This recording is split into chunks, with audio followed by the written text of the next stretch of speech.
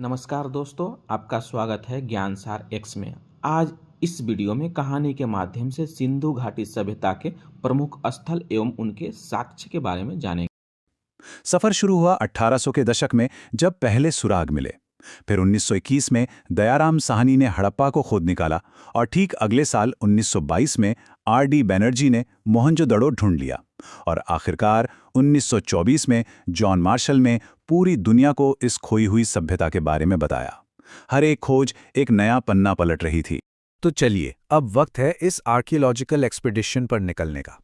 हम उन शहरों के खंडरों से गुजरेंगे जो कभी ट्रेड, इनोवेशन और कल्चर के अहम मरकज हुआ करते थे। सबसे पहले इसके साइज को समझना जरूरी है। ये कोई छोटा मोटा इलाका नहीं था। हम बात कर रहे हैं एक विशाल साम्राज्य की, जो 12.5 लाख स्क्वायर किलोमीटर से भी ज्यादा में फैला हुआ था। आज के पाकिस्तान और नॉर्थ वेस्ट इंडिया का एक बहुत बड़ा हिस्सा इसमें शामिल था। इस सफर का हमारा पहला स्टॉप वो दो शहर जिनका नाम सबसे ज्यादा लिया जाता है, हड़प्पा और मोहनजोदाड़ो। इन्हें आप इस महान सभ्यता का धड़कता हुआ दिल समझ सकते हैं। ये ट्विन कैपिटल्स तो थे, लेकिन दोनों की अपनी अलग पहचान थी।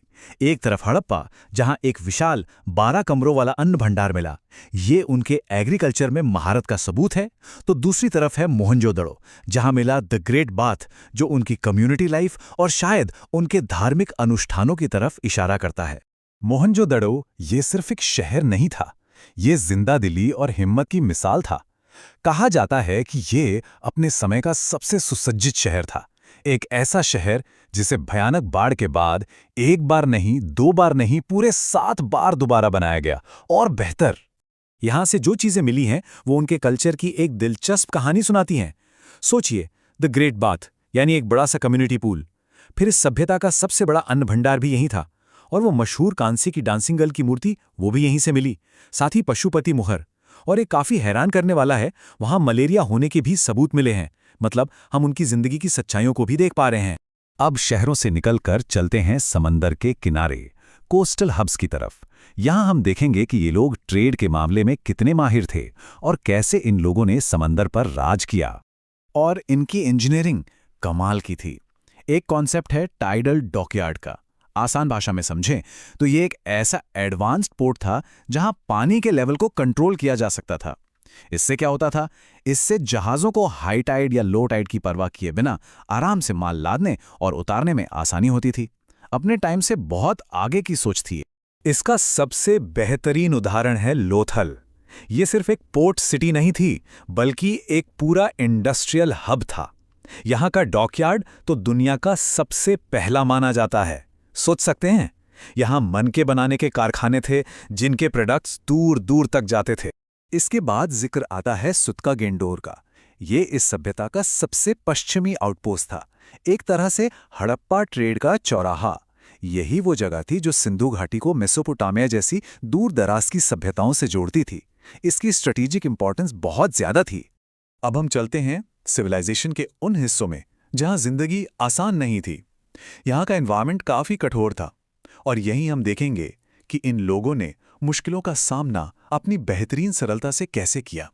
सवाल ये उठता है कि रेगिस्तान जैसे इलाके में, जहां पानी की इतनी कमी हो, वहां इतने बड़े बड़े आबाद शहर कैसे बनाए जा सकते हैं? बड़ा सवाल है ना? जवाब है उनकी इंजीनियरिंग में और उनके दिमाग में। इसका सबसे शानदार उदाहरण है धौलावीरा।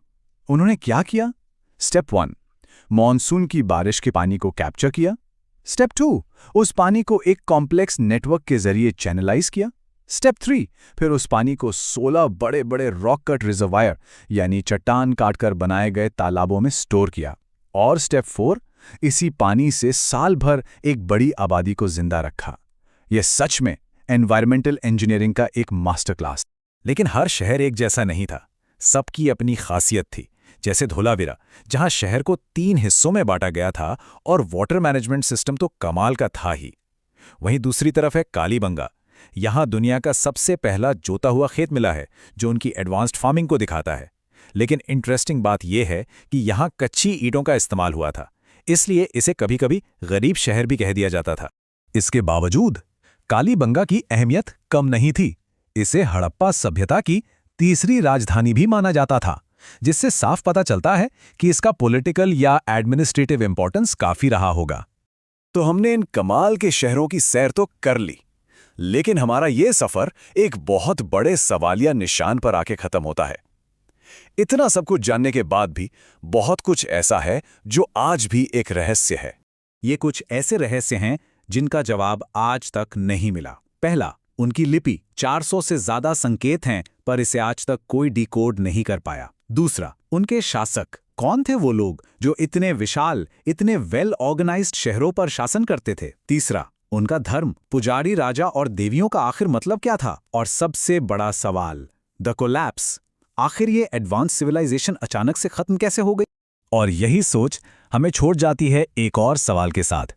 जैसे जैसे नई नई खोजें हो रही हैं, हम इस सभ्यता के बारे में और जानते जा रहे हैं, लेकिन आखिरी सवाल वही है कि रेत के नीचे अभी और कितने राज दफन हैं जो अपने खुलने का इंतजार कर रहे हैं।